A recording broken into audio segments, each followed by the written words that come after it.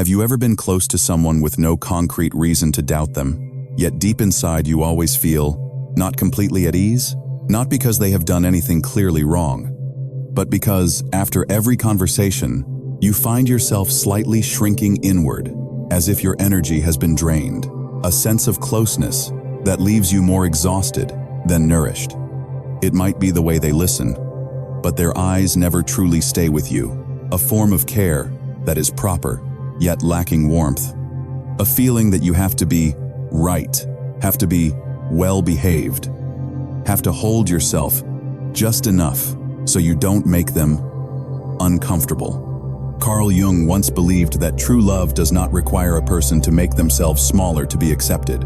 On the contrary, it creates a space that is safe enough for the ego to soften, allowing the deepest self to be present without the need for defense. The problem is this: many relationships appear to be love, speak the language of love, yet quietly operate through fear, dependency, and unconscious wounds that have never been healed.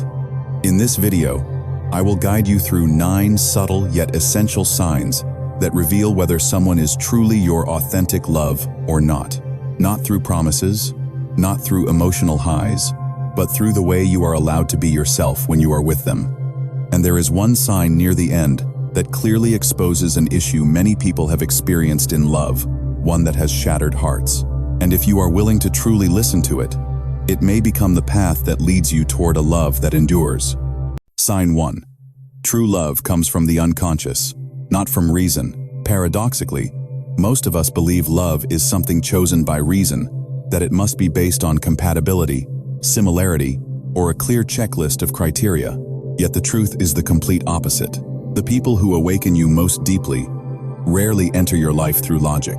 They arrive like an unexpected stillness, like a missed heartbeat you had no time to guard against. You do not love them because they make sense. You are drawn toward them before you even understand why.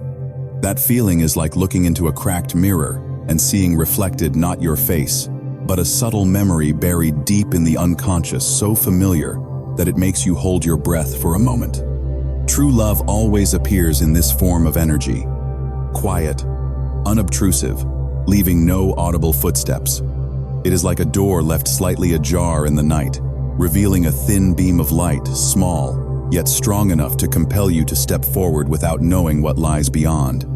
Carl Jung once wrote, "The meeting of two personalities is like the contact of two chemical substances. If there is any reaction, both are transformed. That transformation does not begin with reason. It begins with an invisible resonance that occurs before you can even name what you are feeling." Think about the moment you first meet someone. Not everyone creates that kind of disturbance. But sometimes, a single glance across a room is enough for you to sense something difficult to explain. Not a sudden thrill, not a fleeting infatuation, but a recognition. Recognition of what? Recognition of a part of yourself living in another person. It feels like your breath is tightening slightly in your chest, like your soul is stepping toward them before your body moves. And you feel confused, because that person has done nothing remarkable. Yet inside, an unconscious door has just opened. This is not a projection, not illusion, not an unconscious embellishment meant to compensate for inner lack. The feeling of familiarity beyond all logic is a primordial reaction of the psyche, a response that occurs when your anima, or animus, is awakened.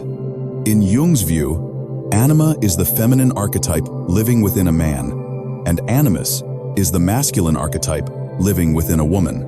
They are not personalities, not outward traits, but fragments of the soul that have existed long before you ever met anyone. When you encounter someone who ignites them, you do not merely like that person.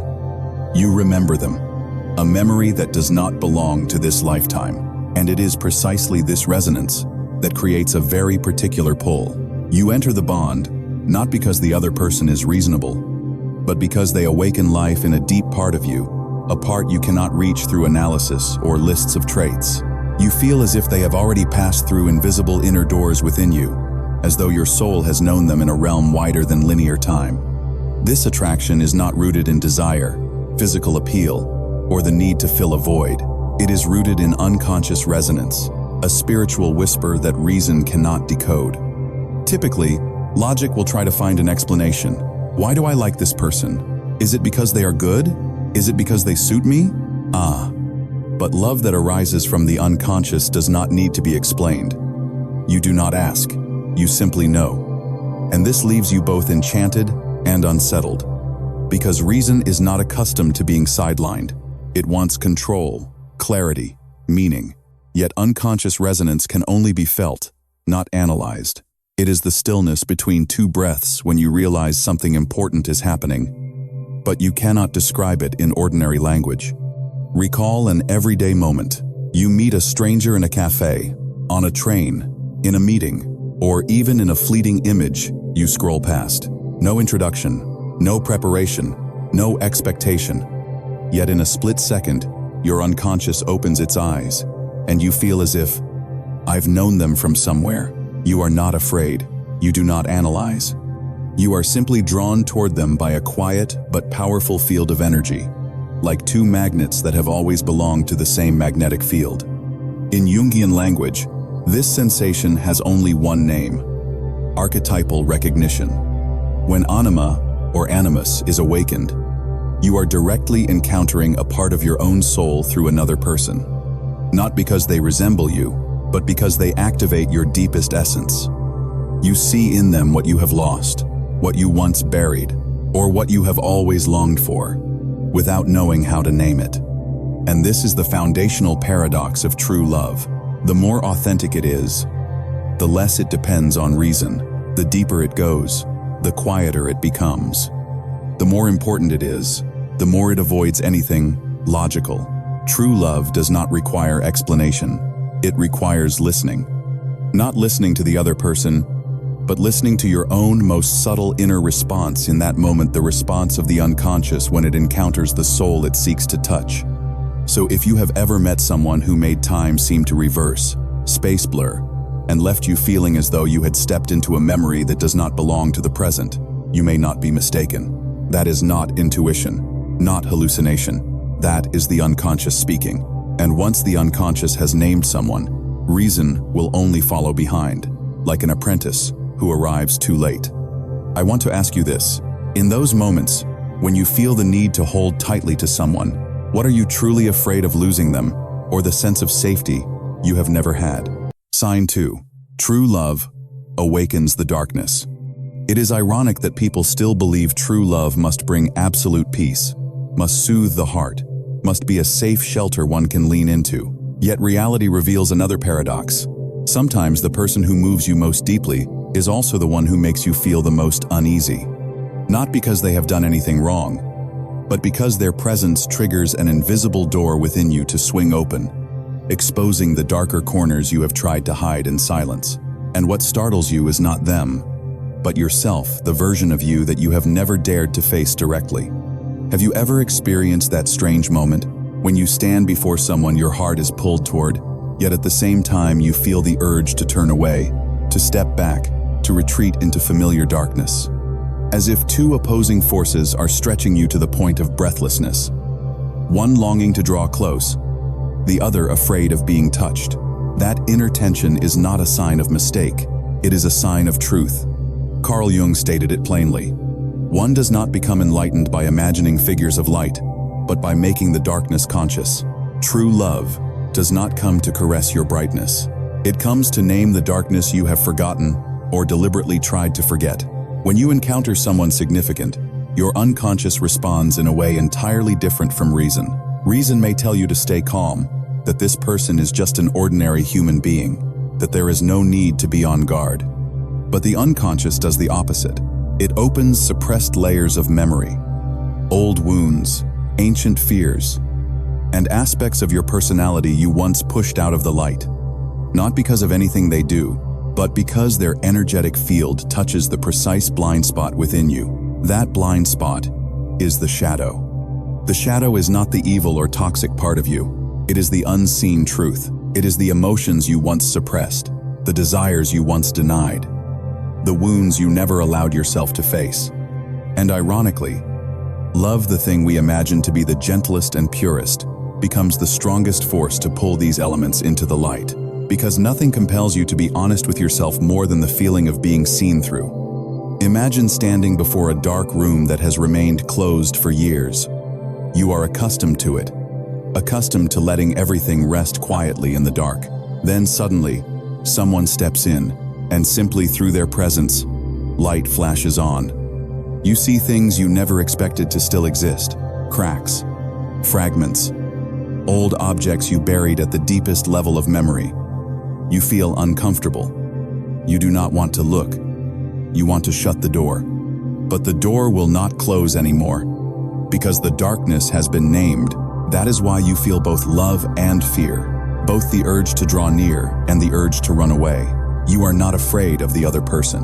You are afraid of being seen at a depth you were never prepared to reveal. Your heart races, not because of romance. It races because of defense. Your breath quickens not merely from emotion. It quickens because truth is closing in, and you mistake it for danger. But sometimes, it is simply your soul trembling because, at last, someone has touched the most authentic part of you. There are everyday moments that reveal this truth more clearly than you might expect. You fall in love with someone gentle and kind, a relationship that calms your heart like a still lake without ripples. But as love deepens, unfamiliar waves begin to rise. Arguments that seem trivial escalate into conflict. Details once harmless suddenly strike a nerve. You ask yourself, have we changed? Or is love falling apart? But that is not what is happening. That is the moment the shadow steps forward. When two people begin to truly bond, when intimacy is no longer surface level, but becomes a doorway opening straight inward, you start to see parts that were previously hidden: fear of abandonment, sensitivity, the need for control, insecurity, and old wounds. And what is fascinating is this: the more you love, the more clearly you see them. Not because you are scrutinizing, but because the unconscious allows you to look directly at what the other has not yet dared to acknowledge. And they see the same in you. When two shadows touch, that is why conflict is not a sign of incompatibility. It is a sign of real contact. When you can accurately read the other person's shadow, when you know where they are wounded, where they are sensitive, what they fear, you inevitably touch their vulnerability, and they do the same to you. Each argument is not an ending, but a mirror reflecting what both of you have never dared to face within yourselves. It is not love that is disappearing.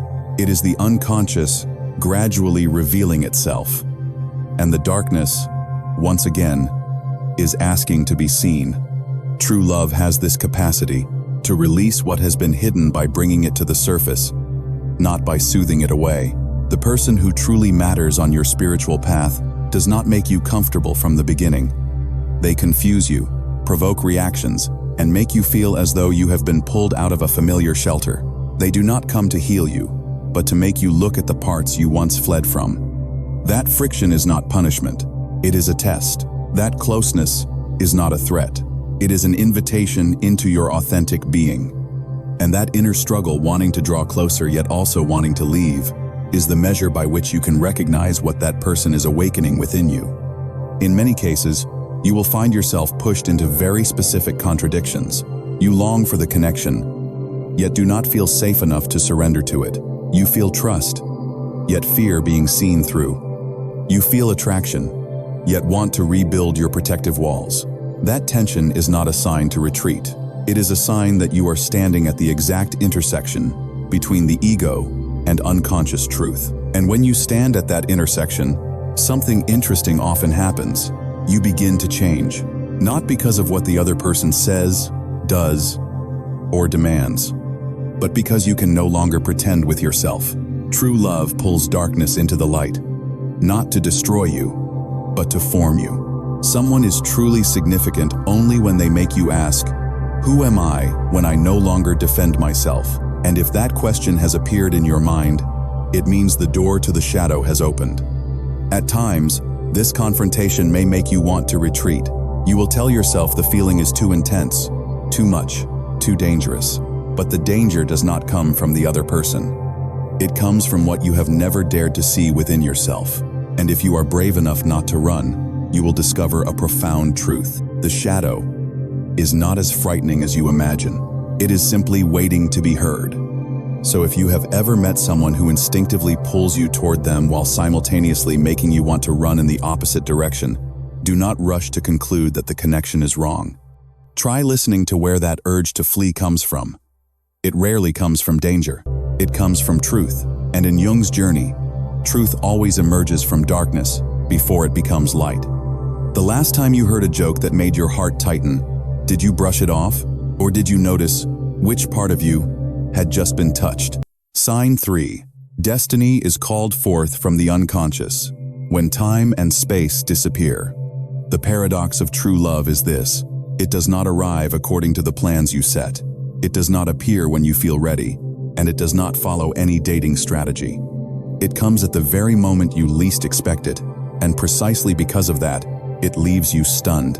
While you still believe love is something to be calculated, chosen, or matched, the truth quietly smiles. True love often appears as a strange event, later than all your plans, yet exact, as if someone deep inside you had been calling them in for a very long time. Some encounters exist outside the framework of logic, a glance that lasts half a second, yet you feel time bend, a simple sentence spoken in a noisy cafe, yet you hear it as if echoing from far away. A stranger steps into your space, and suddenly everything around you fades, leaving only them, as if you have stepped into another room, another layer of reality, where time becomes something soft and elastic. Jung once said, "Synchronicity is an ever-present reality for those who have eyes to see." Synchronicity is not magic. It is a signal that your unconscious has begun to speak. Synchronicity appears when two unconscious currents resonate, creating meaningful coincidences. Not events so strange they feel supernatural, but ordinary moments that carry such weight, you are forced to stop. As if an invisible hand gently opens a door and says, "Look, this is not random." You meet that person on the very day you decide to give up hope in love. Or on the exact afternoon you tell yourself, "No one in this world truly understands me." And then, among hundreds of unfamiliar faces, there is one person who looks at you with eyes that feel as if they have seen you somewhere before. Tension begins to form. Reason says this is merely a coincidence. But the unconscious rises with a certainty that is hard to explain. You stand between two poles, skepticism and being led, and the tension between those forces generates an energy that makes indifference impossible. No one tells you to pay attention, yet you do. No one asks you to remember, yet your mind automatically imprints the moment. No one demands that you feel moved, yet your breathing changes, as if your body knows something your thoughts have not yet caught up with. For example, one evening you change direction simply because of a fleeting intuition, only to meet a gaze at that street corner that renders you instantly silent. Or you step into a familiar cafe because rain suddenly begins to fall, and at the table across from you sits someone flipping through the very book that once saved you from the darkest period of your life. A book you never told anyone about, as if it were a private secret of your soul. There are also moments when you casually speak for a few minutes with a stranger, and in that brief exchange, they suddenly mention a painting, a melody, a sentence, or an image that has haunted you for years, things you believed existed only within your inner world, never spoken aloud, never shared with anyone. That moment makes you freeze, not because the person is extraordinary, but because they have unintentionally touched a region of memory you believed only you knew, as if your unconscious had sent out a signal, and their unconscious, in some inexplicable way, had answered. And when this happens, you cannot help but ask yourself, how could they know that exact thing? Why this person, at this moment, with this precise detail? Not a coincidence, not illusion. It is the moment the unconscious acknowledges something the conscious mind is still doubting. Two inner worlds have just touched in a way that surpasses ordinary logic. Time, when such coincidental events occur, seems to expand. The surrounding space becomes quieter, brighter, deeper. You no longer clearly hear the noisy conversations, nor do you distinctly feel the movements of those beside you, as if you have stepped into a moment the unconscious had been waiting for all along. Two unconscious currents, when they meet at the right frequency, create a field you cannot deny. Not rational attraction, but a gentle yet certain guidance, like an underground current flowing beneath all the surfaces of life. The most mysterious thing is that you do not need to explain it. You simply feel that you are standing at the intersection between what has happened and what was meant to happen. Not coincidence, but alignment. Not running into each other, but arriving at the moment the unconscious opens its door. From the perspective of everyday life, you might call it a strange feeling. I feel like I've known this person before. Or, if I had arrived 5 minutes later, I would never have met them. Or, I don't know why I felt compelled to be there that day, but through a Jungian lens. These are all voices of the collective unconscious, where unseen currents continue to operate quietly and precisely. Time is a concept of consciousness, but when the unconscious speaks, time becomes irrelevant. You may talk to someone for 10 minutes, yet feel as though an entire day has passed. Or share a 5-second encounter, yet feel as though your soul has crossed through years. The space between two people becomes soft, warm, and so still that even the noise of the world cannot penetrate it. Not because you are falling in love, but because two unconscious minds are recognizing each other before the intellect can name it. Some say that time disappearing is a sign of fantasy, but in truth, it is a sign that you are entering a deeper truth of yourself. When consciousness steps aside and allows the unconscious to lead, all spatial boundaries become illusory. You feel as though you are standing exactly where life has been guiding you after countless loops. That feeling confuses you not because you are afraid, but because you understand you cannot control this moment. You did not actively create it. It happened to you. And it is precisely this that creates a powerful emotional current. You are drawn into a flow while simultaneously feeling anxious because you are no longer standing on familiar ground. Yet that very tension tells you this moment is worth listening to, because not every meeting is destiny, but some encounters make both time and space bow and step aside. You cannot deny them, nor can you turn away. Jungian synchronicity never forces you to believe. It simply places a sequence of signals before you. Two people meet in a time slot when one of them was not supposed to be there. Or a small event completely alters the trajectory of the day, and your path quietly intersects with theirs. Or both of you speak the same sentence at the same beat, as if reading from a shared invisible script. You do not try to create the signs. The signs come to you. Because destiny, when called forth by the unconscious, never arrives late. And if one day you meet someone who makes time blur, space contract, and everything around fade into the background so that a single encounter becomes unusually vivid, listen. Not to believe they are the one, but to recognize that at the deepest level of your soul, a door has opened. As for whether you are still enough to step through it or not, that is the question. Destiny has always been quietly waiting for you to answer. Sign 4. That person touches the part of you that you avoid the most. People often believe that the person meant for you will see only the most beautiful parts of who you are. But the truth of genuine love moves in a far more paradoxical direction. Sometimes, the most important person in your life is the one who sees precisely what you have been working hardest to hide. They do not examine you with judgment. They illuminate you with a kind of light that no longer allows you to remain in your familiar shadows. And it is this very act of being seen that makes you shiver. Some people enter your life as gently as a breath, yet a single sentence from them can make you freeze, as if someone has accidentally turned a mirror you have been avoiding for years. They are not trying to make you uncomfortable. They are not attacking you. They simply state one truth so accurate that it makes you want to turn away. Jung once said, "The most terrifying thing is to accept oneself completely. What is frightening about true love does not lie in the other person, but in the truth within you that is being awakened." That person touches the part of you you avoid the most, not through force, but through precision. Through a question that is too real, a remark that is too accurate, a gaze that is too direct. It is like opening a door just to let in a bit of light, only to accidentally illuminate an entire room you have kept dark for years. Everything is revealed, and you immediately want to shut the door, but you cannot, Because for the first time in a very long while, you can no longer pretend. As in, opposing impulses begin to emerge. On one hand, you want to be close to them because they see through you in a way no one ever has. On the other hand, you want to distance yourself because the truth they expose makes you feel bare, vulnerable, undefended. That tension is so strong you believe you are being attacked, when in reality you are simply being confronted with the truth of who you are. The shadow is not a wound. The shadow is the truth you have concealed. It is the sensitivity you once labeled as weakness, the ambition you once deemed shameful, the jealousy you never dared to admit, the limitations you were not ready to face. And somehow, that person touches this underground current precisely.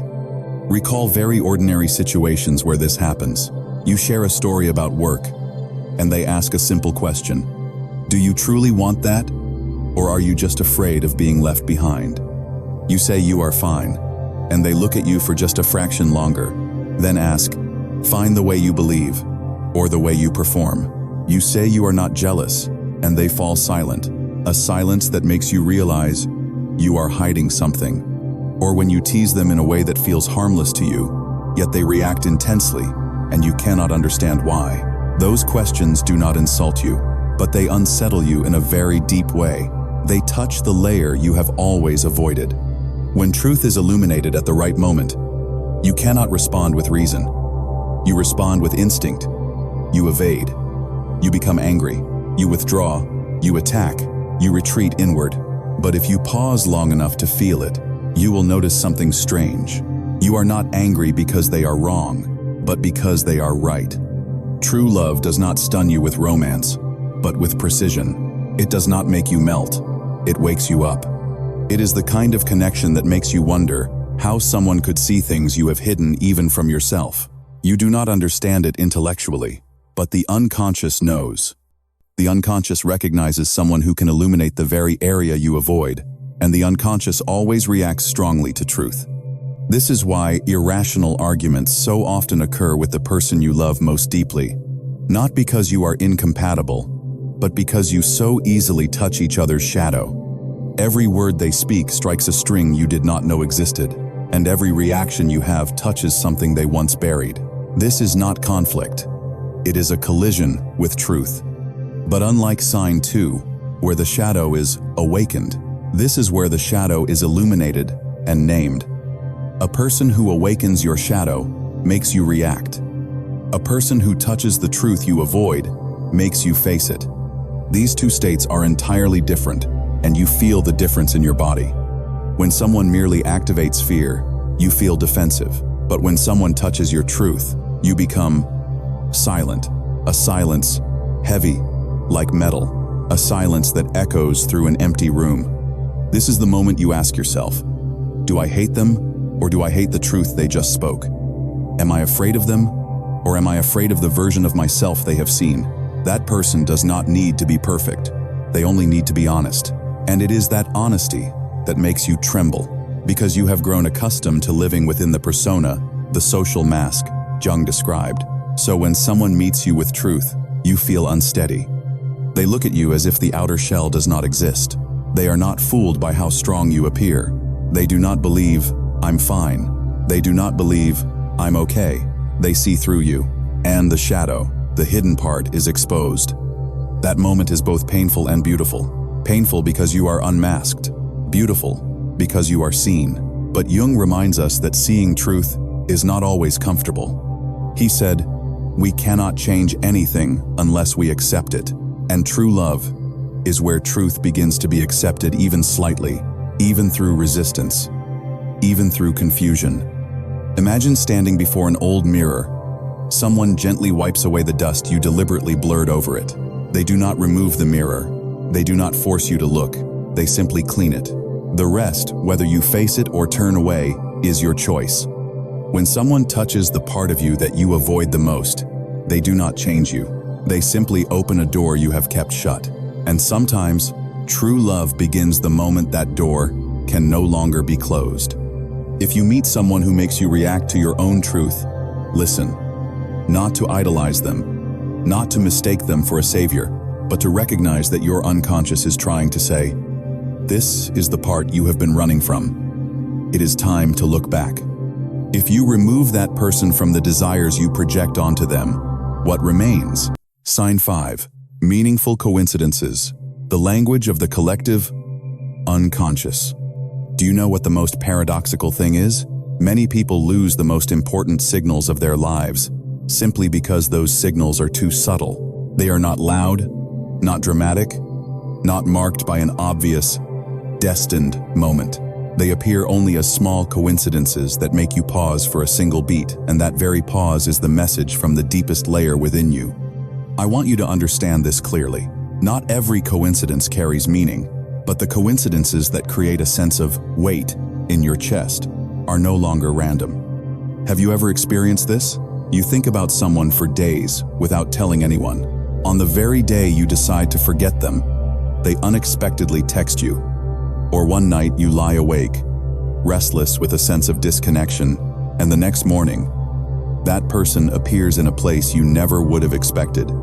Sometimes you are telling a story about an old memory, and just minutes later, you see an object that evokes the exact image you just mentioned. These moments do not strike like lightning, but they make your heart vibrate in a way you cannot explain.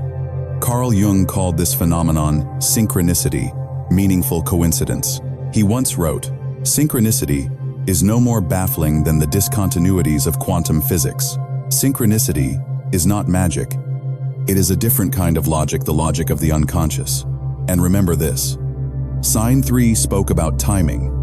This sign speaks about meaning. Synchronicity appears not because you are romanticizing, but because your unconscious is trying to draw your attention to what you need to see. I often imagine the unconscious as an underground river. It flows continuously, quietly shaping your life.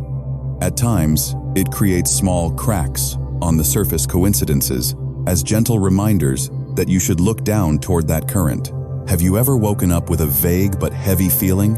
Not happy, not sad, just a disturbance you cannot name. Then you step outside and meet the very person you have been trying to forget. In that moment, you know the feeling from that morning was not without cause. Reason could not have predicted this, but your unconscious mind recognized it in advance. That is how synchronicity operates. What is especially striking is that when synchronicity involves someone you have feelings for, the resonance is even stronger. You and they speak the same sentence at the same time. You think of them, and they appear. You try to push them out of your mind, and they step back into your life in a way that feels unmistakably right person, right moment. You are not trying to connect the dots, yet the dots connect themselves. Jung described this through the concept of the collective unconscious, which contains ancient archetypes we all carry. When you encounter someone who awakens a specific archetype within you, not only your heart, but your unconscious moves. Two unconscious minds touch before two names are ever saved in a contact list. The tension here lies between reason and intuition. Reason says, "It's just a coincidence." Intuition responds, "No, this made me stop for a second." That means it has a reason. That opposition creates a pause that allows you to look directly into yourself. Try to recall. What truth did synchronicity once pull you closer to? Absenting, absenting, absenting, absenting. When you denied your feelings, but coincidences kept appearing to remind you of what you were avoiding. When you wanted to leave because of hurt or pride, but synchronicity suggested the story was not finished. When you rushed forward, synchronicity showed you what you were overlooking. And when you ran away, it asked, "Are you running from that person or from yourself?" Synchronicity does not take sides. It does not promise love will succeed or fail. It does not tell you to move forward or step back. It simply points out, this has meaning for you. What you choose to do with that meaning, that is your decision. Have you noticed? Synchronicity often shows up in very small ways. A message arriving at exactly the right moment. A sentence that appears where your eyes just landed. A song playing precisely when you miss them most. An object falling out at the exact moment you mention an old memory. These small things are like fragments of a mirror. They do not try to persuade you. They simply reflect. Just when you think you are fine, synchronicity appears, and outlines your true emotion. Just when you think you have forgotten, it shows you that you have not.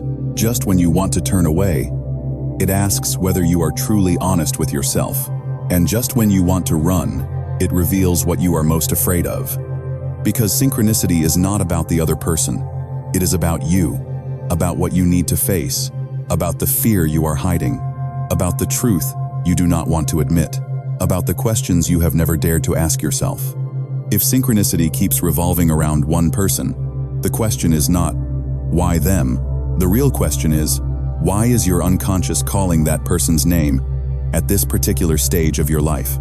That is the most important signal of all. And if you are brave enough to listen, you will not only understand the story between two people, you will understand yourself in a way only the unconscious can guide you toward. If you have listened this far, thank you for giving yourself the chance to pause and touch the subtle signals your unconscious has been patiently sending you. If you find these reflections meaningful, consider sharing them with someone who may need a gentle reminder on their journey of loving and understanding themselves. A small action from you may open a new perspective for someone else, and perhaps for you as well. Now, let us move on to sign 6, where you will see more clearly why true connection is never born from lack, but from inner maturity. Sign 6. Distinguishing true love from emotional projection. There is a paradox that almost everyone misunderstands. What makes your heart race the fastest is often not love, but the awakening of a lack that has never been named. Intense emotion is not always a sign of deep connection. Sometimes it is merely an echo from parts of you that have never been seen. What makes you tremble may be the other person, or it may be your old wounds coming back to life in their gaze. Have you ever experienced this moment? Someone appears, meets your eyes for just a beat, and suddenly the whole world seems to shrink. Your breath grows heavier. Your heart stirs for reasons you cannot explain. They say nothing remarkable, do nothing overtly intimate, yet their presence makes you feel both longing and uneasy. You sense yourself being pulled toward an invisible door. The light there is beautiful, but the darkness behind it frightens you so much you barely dare to breathe. The feeling is too intense, too unfamiliar, too difficult to control. Carl Jung warned of this early on. He said, "We do not see others as they are, but as we are." When you have not reconciled with yourself, you do not love another person for who they truly are. You love the part of yourself that you place onto them. Imagine looking into a fogged mirror. You believe you are seeing the person in front of you, but in truth, you are only seeing your own reflection mirrored in their breath and their eyes. That is projection, emotional projection.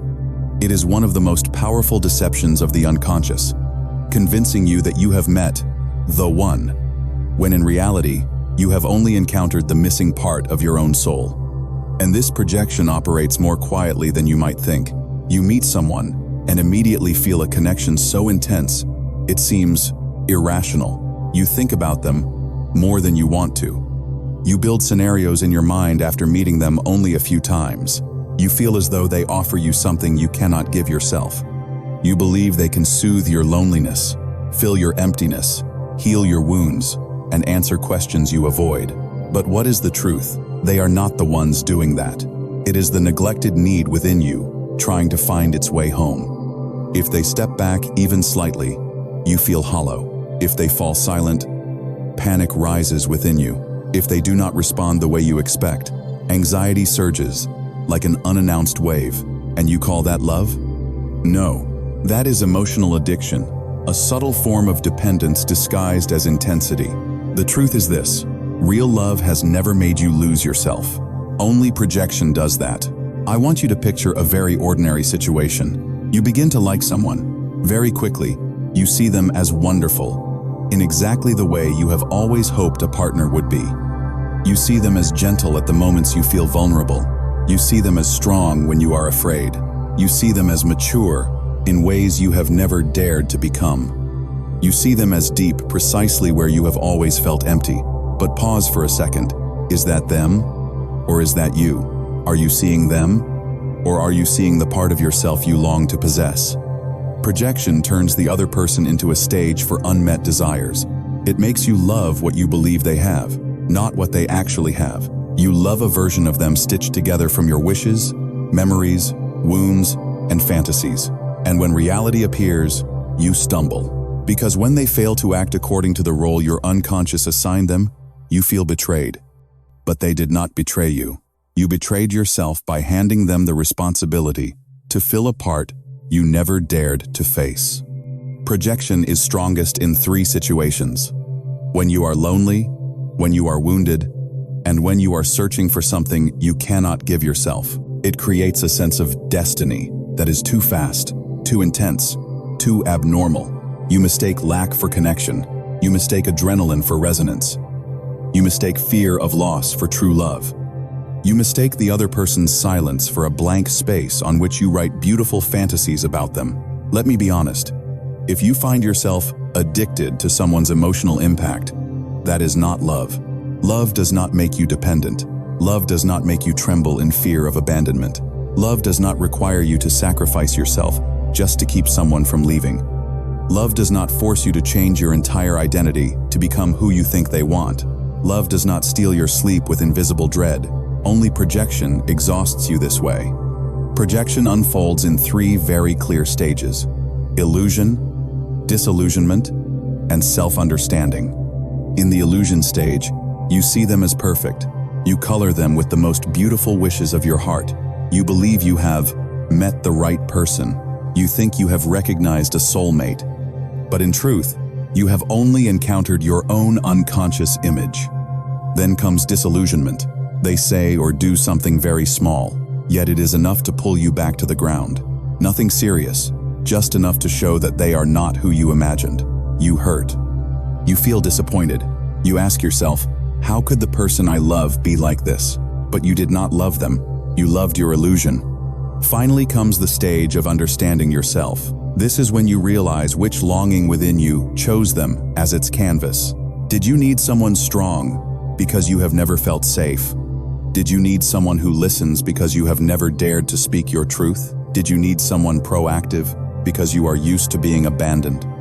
Or did you need someone intelligent, deep, gentle, because those are the parts you have not yet touched within yourself? When you understand this, the illusion dissolves, but you mature. You do not hate them. You do not blame yourself. You simply see the truth clearly. You did not love them. They were guiding you back to yourself. Projection is not an enemy. It is a teacher.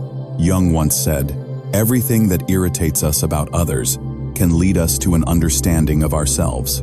When you are mistaken, your heart is not wrong. It is simply using another person to illuminate the parts of you that need to be seen. And here is the inner verdict you need to carry with you. If your emotions are so strong that they cause you to lose yourself, that is not love. It is a call from within, urging you to return and heal what you mistakenly handed over to a stranger. Sign 7. The feeling of being fully seen, a sense of soul belonging. There are rare moments in life when you do not need to say much for the other person to understand how you feel. You do not need to try to impress. You do not need to articulate everything perfectly to avoid being misunderstood. You simply need to be present, and they already understand. Not the kind of understanding because they guess, but understanding in a deeper sense.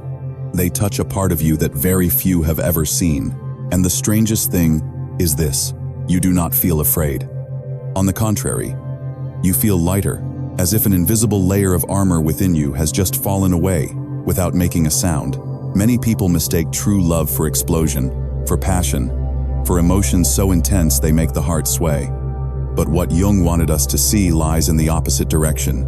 True love does not make you forget yourself. It brings you back to yourself, and you can only return when you feel safe, when there is no judgment, when you do not need to carefully choose your words, when you are not forced to hide your most fragile parts, just to maintain the image of being okay. Arning. In the unconscious, we are always searching for an anchor, not to cling, but to be seen. Everyone carries a very fundamental fear. If they see who I truly am, will they leave me? That is the greatest fear of the ego, and it is also why many relationships that seem deep fall apart the moment one person begins to reveal their imperfections. But in true love, this operates in an entirely different way. Jung once wrote a line that has made generations pause to reflect. The meeting of two personalities is like the contact of two chemical substances. If there is any reaction, both are transformed. When two souls truly touch, what happens is not that one person changes to fit the other. Rather, both open a space where truth is allowed to exist. A chemical reaction occurs not just on the surface, but within the deepest structure of the soul. Do you remember a moment like that in your life? Someone looks at you a little longer, not at your appearance, but at your state of being. A gaze that does not scan your clothes, does not judge your posture, does not analyze every word you say. A gaze that feels as if they are reading the inner current within you. You sense it in your body before your mind. Your breath slows, your shoulders relax, your heart stops bracing itself. That is the sign of belonging. Belonging is not compatibility. It is not shared hobbies.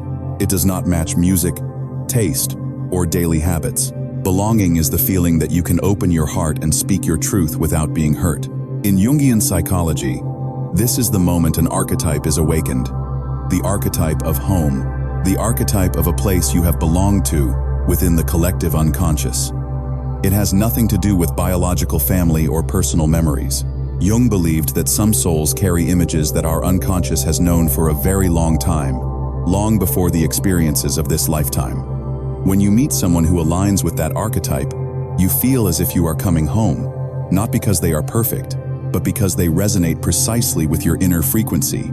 Try to recall this. Have you ever sat beside someone and suddenly felt as if you could breathe more deeply, as if the air around you became lighter?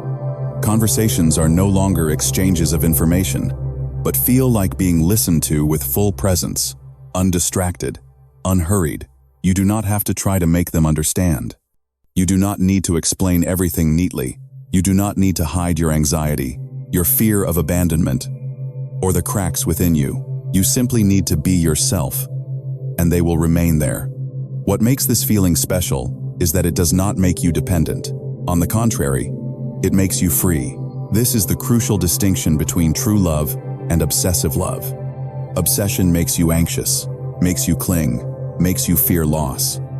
True love gives you space to expand. It does not bind you.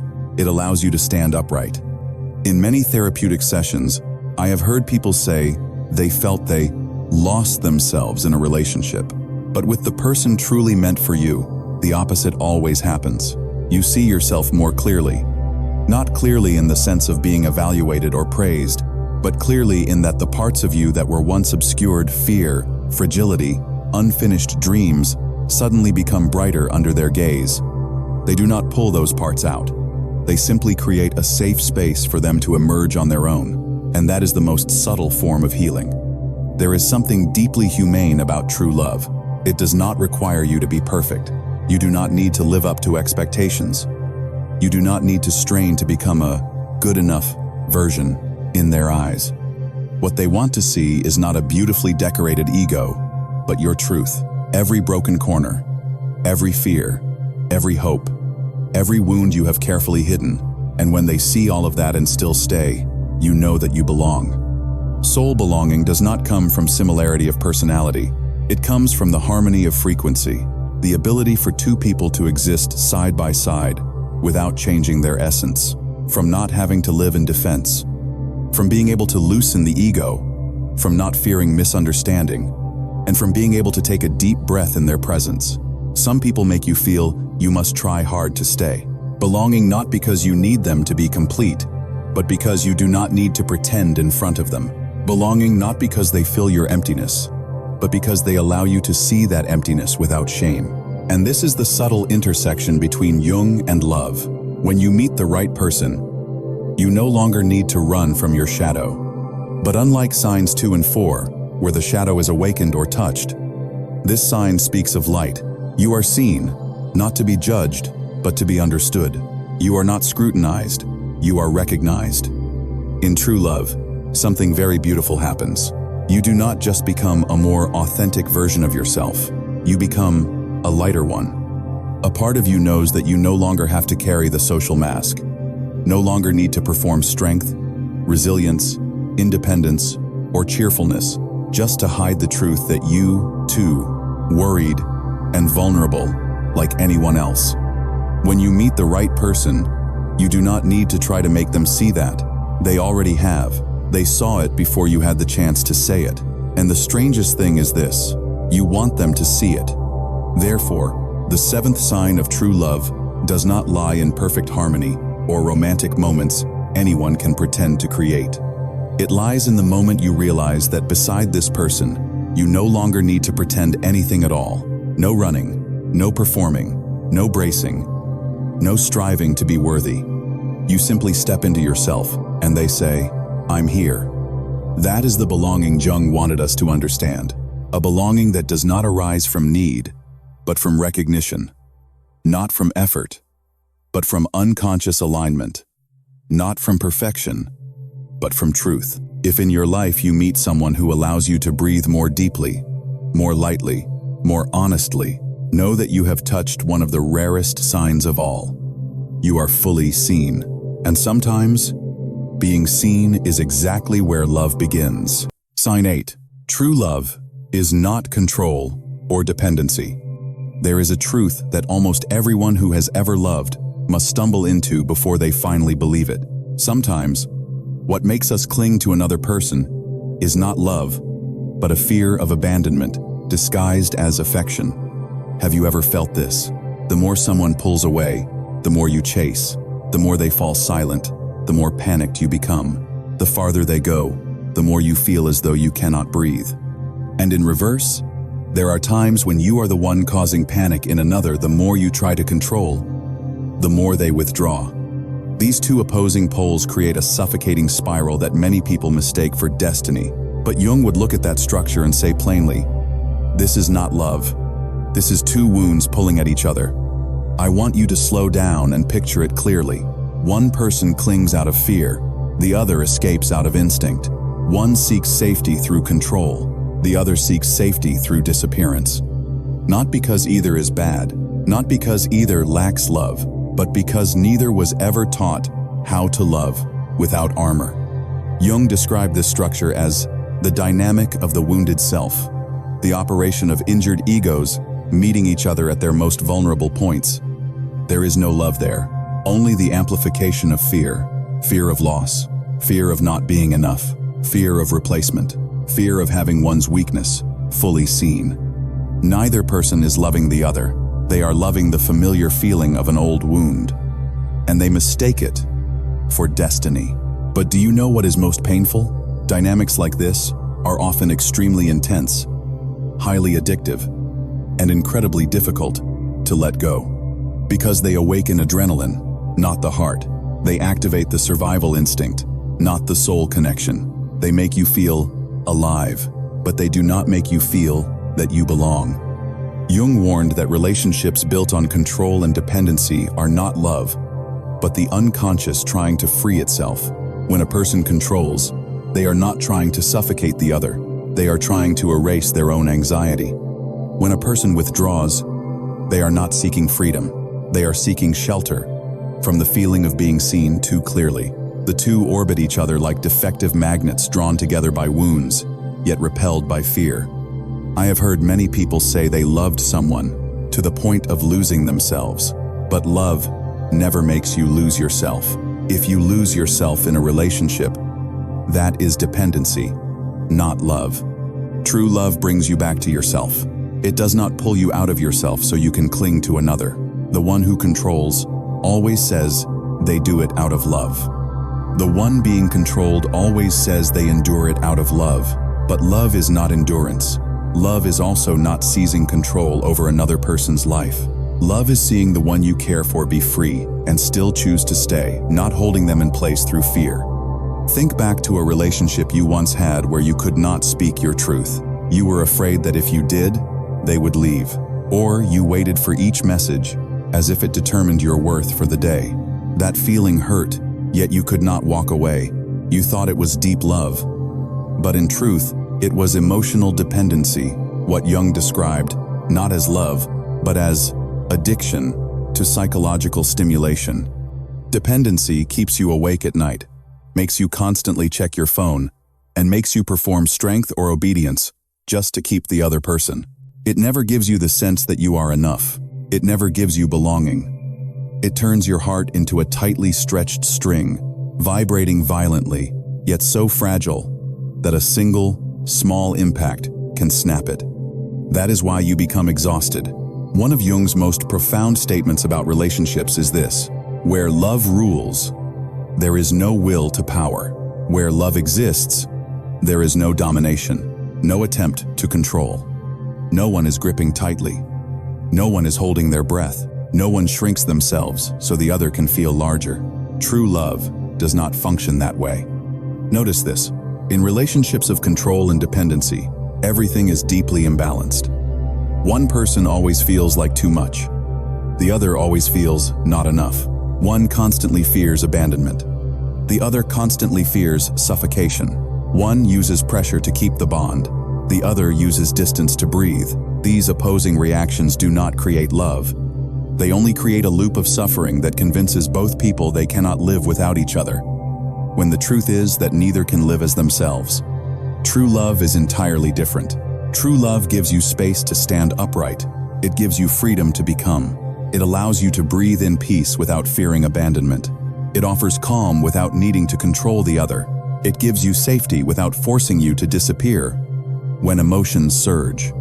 True love does not require chasing to prove itself. It does not require the ego to be sacrificed until it vanishes. It does not require possession to feel secure. True love only requires two people awake enough to stand beside each other without clinging, without manipulation, without retreating out of fear of being loved, and without controlling out of fear of loss. I want you to imagine a clear contrast. Obsessive love creates a loop: grasping, loss, fear, clinging, pain. Mature love creates a rhythm: closeness, trust, freedom, understanding, return. The difference between these two is so clear, you can feel it in your breath alone. In obsession, your breathing is shallow and broken. Your heart races. In true love, your breath is deep, steady, unforced. If you have to strain to hold on, that is not love. If you have to shrink yourself to feel safe, that is not love. If you feel yourself becoming smaller so the other can feel bigger, that is not love. Love makes you expand, not contract. A mature relationship offers you three things: space to become, safety to speak truth, and freedom from performance.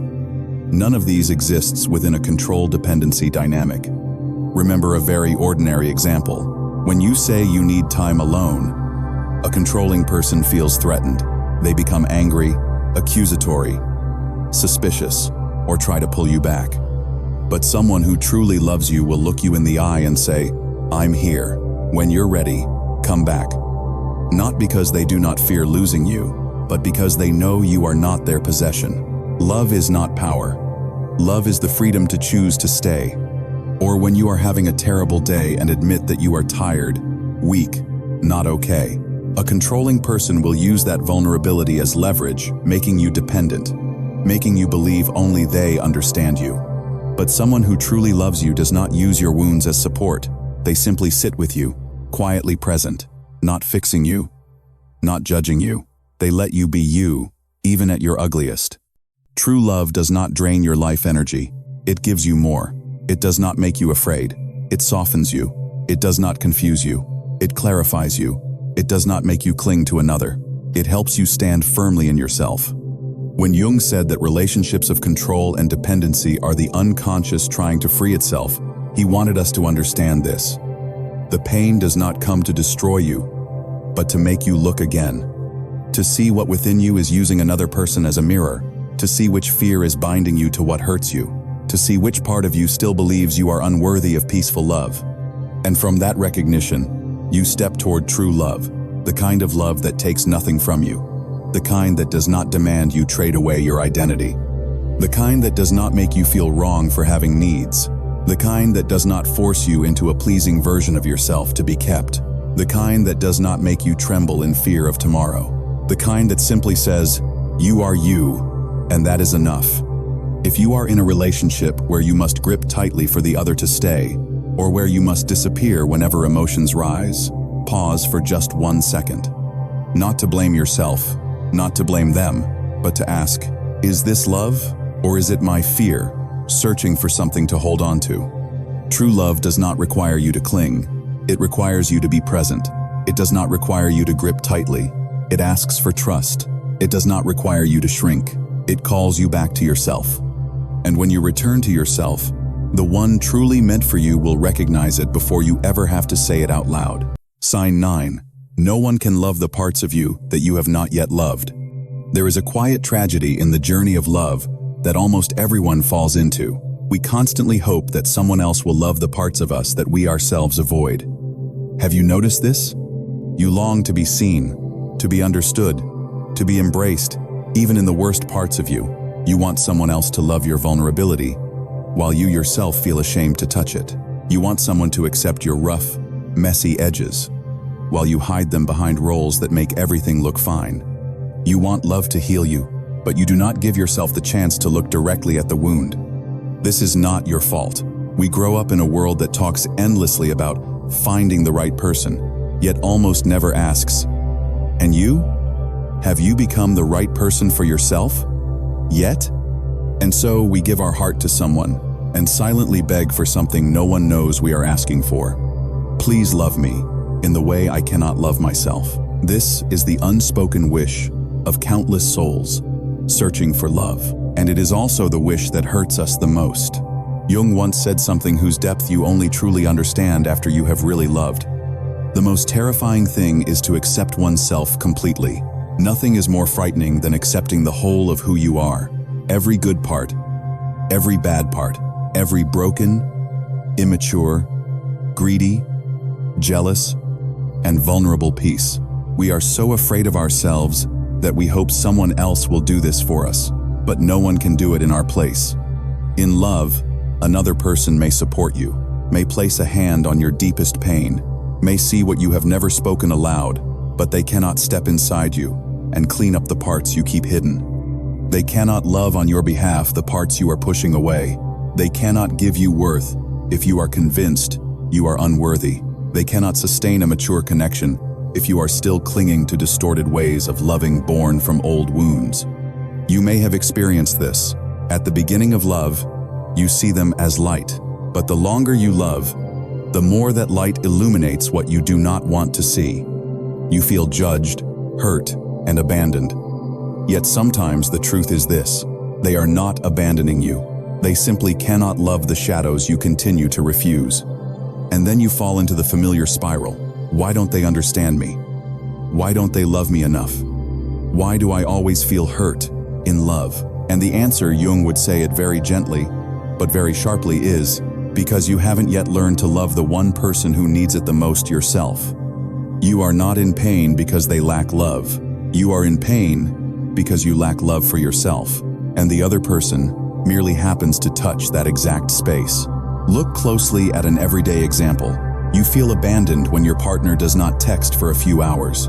You immediately panic, hurt, feel lost. But are you really hurting because they did not text?